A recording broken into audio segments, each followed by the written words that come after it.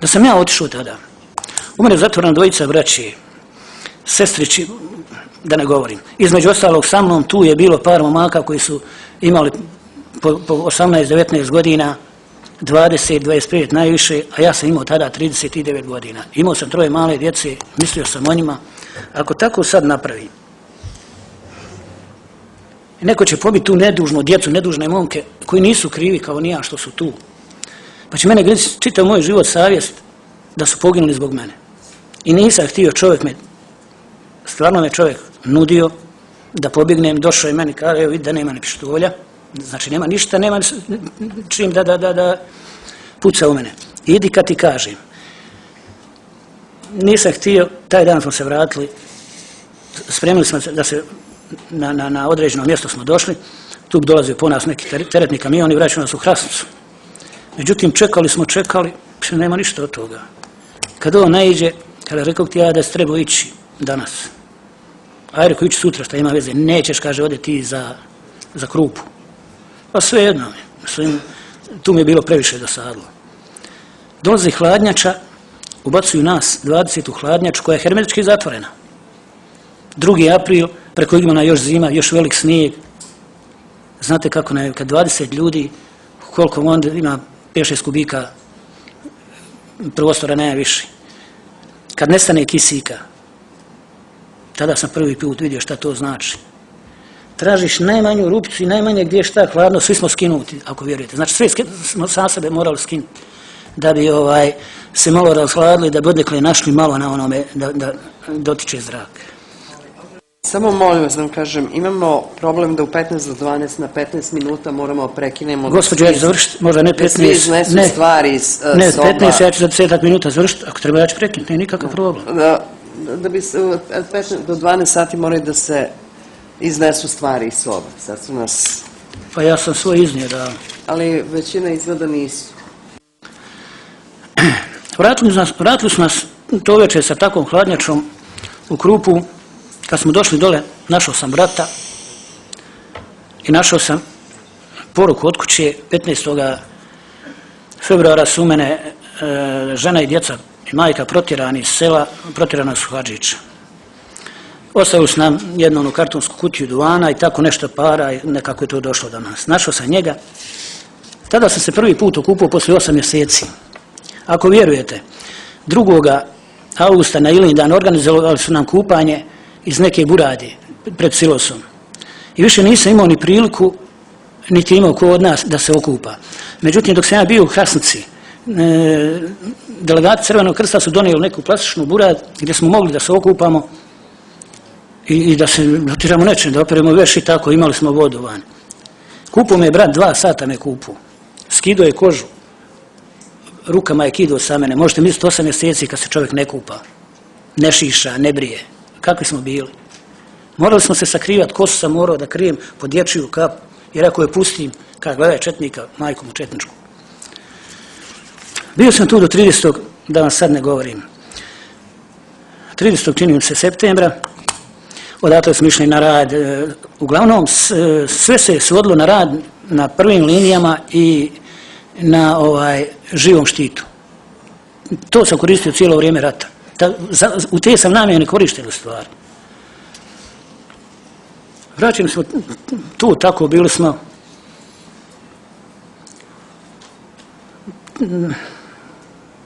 oprostit ćete mi.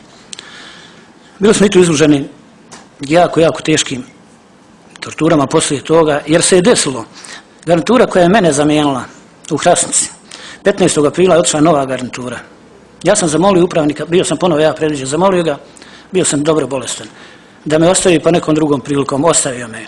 Otišlo je 30 ljudi, od njih 30, 10 ili 12 je ubijeno u Hrasnici, strijeljano. Recimo neki Milan Krstić je izveden iz jedne jame koju sam ja započeo kopati da bi se postavio onaj kontejner, da bi se koristio kao rov. Čovjek je izveden odatle, moj prijatelj, uza zid garaže, neki vojni policajac ga strijeljao kog sam ja poznavao i prije rata.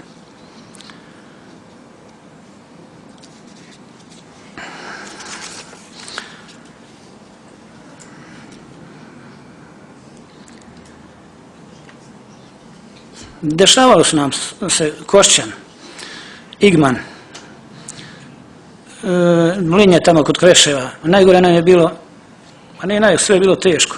Kad su muslimanska i hrvatska vojska između sebe došli do nekih sukoba, tada su i zatvorili svo hrvatsko stanovništvo koje je bilo u Tarčinu.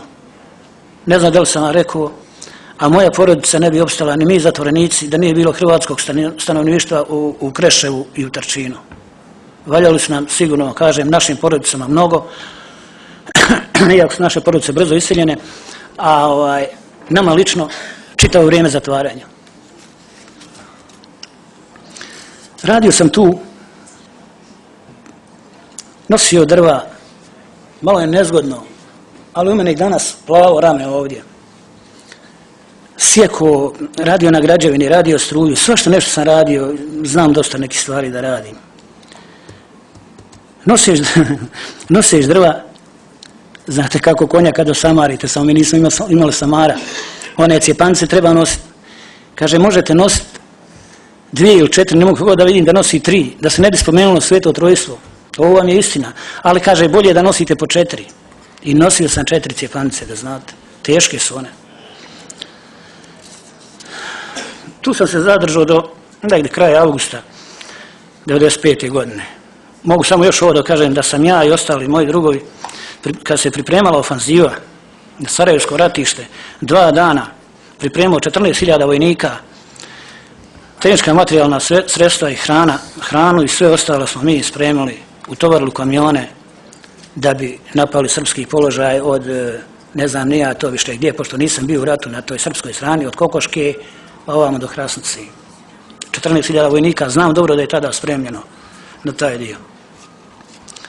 Krajem augusta, sad se ne sjećam kada, znam da su prvi otišli 4. jula, sam pokupljen odveden u Sarajevo. Prvo sam doveden na otoku, u neko obdanište, ima ovdje negdje u nekim papirima, na Čengić vilu, na otoci nas je našao Crveni krst, odmah smo premješteni na Čengić vilu, da bi odatle imali neke lokacija po 1 noć, 2, koji se ni ja više ne sjećam. Bio sam u nekom obdaništu, nikom nije rekao da je obdanište, ali sam vidio po namještaju, vi znate dobrane etikete, inventurnih brojeva, piše koja je firma i tako, pa sam vidio da sam u obdaništu, da bi na kraju došao do Viktor Bubnja.